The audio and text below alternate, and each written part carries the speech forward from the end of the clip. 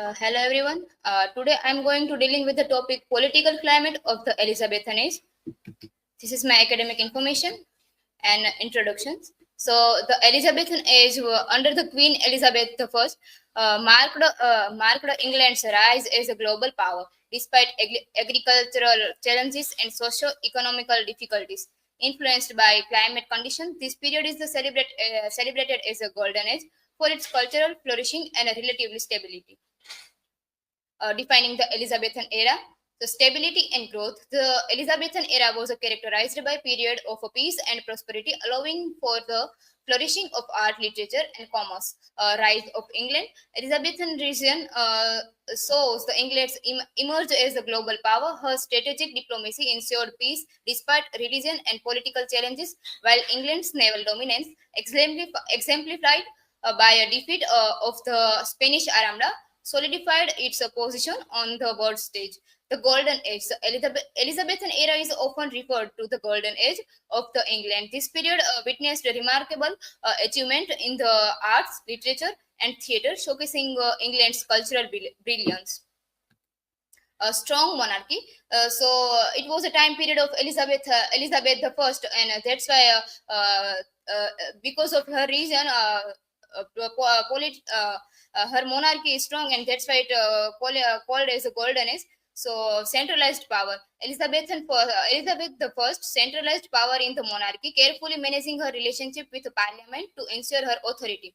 Diplomacy over force. So Elizabethan recognized the cost and distribution of work, preferred diplomacy over a military force. She carefully crafted alliances in negotiated treaties to protect England's interest and ensure its security.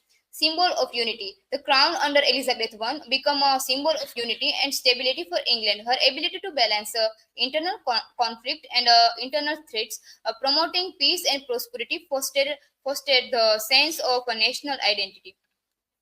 Religious reforms. The religious settlement of 1559, established during Elizabeth I's region, aimed to resolve the religious tension that had plagued England during the region of her predecessor.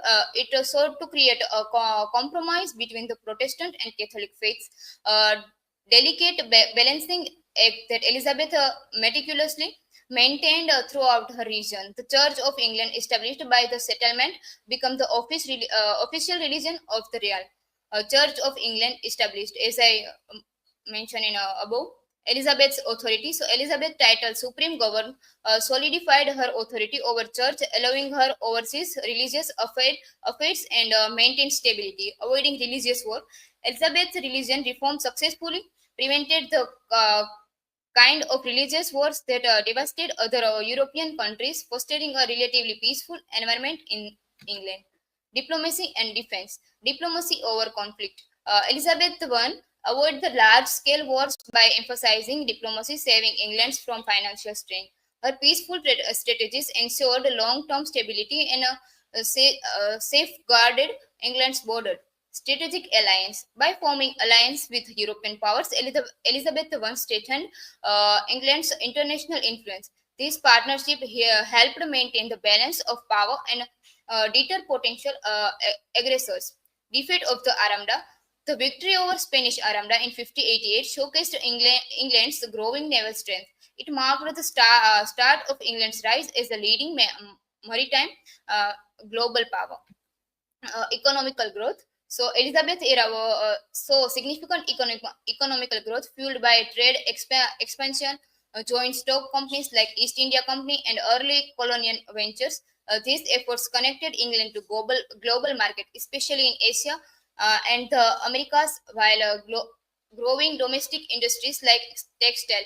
Elizabeth I policies promoting the trade and industry bolstered financial stability and laid the groundwork for future prosperity. This table is the about which I mentioned above in paragraph. Cultural renaissance. The Elizabethan era, the golden age of English culture, saw remarkable achievements in literature, theatre, and the art under Queen Elizabeth I patronage. Playwrights like Shakespeare and Marlowe flourished with a globe theatre, symbolizing a vibrant theatrical scene. Renaissance ideals, creativity, and humanism shaped this period of cultural pride, Shakespeare and Marlowe, who both are prominent figure of this time. Renaissance ideal of humanism and creativity influenced art, literature, and thought, emphasizing individual potential and innovation. Cultural flourishing. The Elizabethan era witnessed a remarkable outpouring of creativity with advancement in literature, music, and art, reflecting national pride and innovations.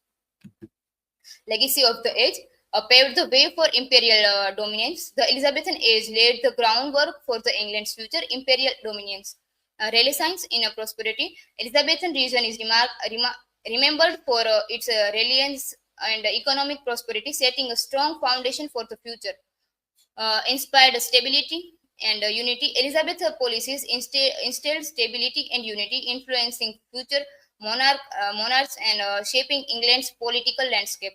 A global influence. The cultural achievements of the Elizabethan era, including Shakespeare's play, remain globally influential. Final the conclusion. So Elizabethan era left lasting impact on English history and culture. This the era laid the foundation for England's rise of a global power, paving the way for its future imperial dominance. The cultural achievement of the Elizabethan era, particularly in literature and theatre, continue to influence global culture. The legacy of Elizabethan age remains evident in English policy, society, and art, testament to transformative impact of this remarkable period. Here are my references, and thank you. Now, if you have any question, so feel free to ask.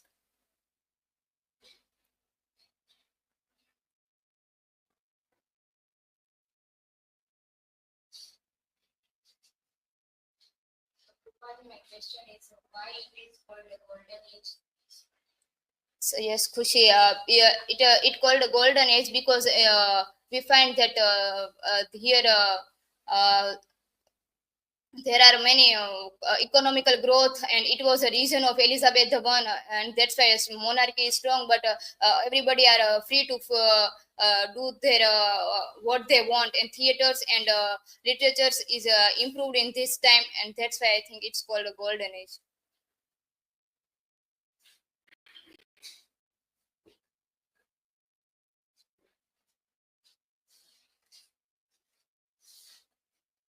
So, Krupali, my questions to you. Who were the key cultural figure of the time and why? Yes, Krishna. William Shakespeare and Christopher Marlowe. Yes, I think they are the key cultural figures of the time. And I think Shakespeare was writing for the theaters and plays. So that's why in this time, theater and a theater is evolved and increased in this time. So that's why I think he was a prominent figure of this time. Thank you.